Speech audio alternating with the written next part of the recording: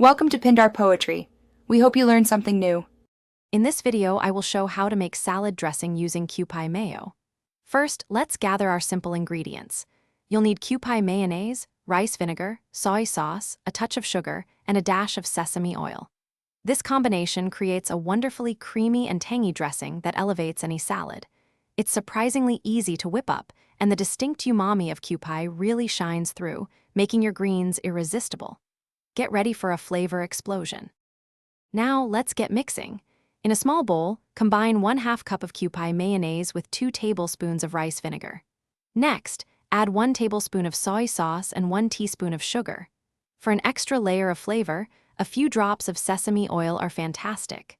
Whisk everything together until it's perfectly smooth and emulsified. Taste and adjust seasonings as needed, perhaps a pinch more sugar or a splash more vinegar to suit your preference. The beauty of this dressing is its adaptability. Feel free to customize it. For a zesty twist, add a small amount of freshly grated ginger or minced garlic. If you like a little heat, a dash of sriracha or some red chili flakes works wonders. Fresh herbs, such as chopped cilantro or chives, also brighten the flavor profile. Experiment with different additions to find your perfect blend. This dressing is your canvas. Once your dressing is perfectly mixed and customized, it's ready to elevate your meal. Drizzle it generously over green salads, grain bowls, or even as a dip for vegetables.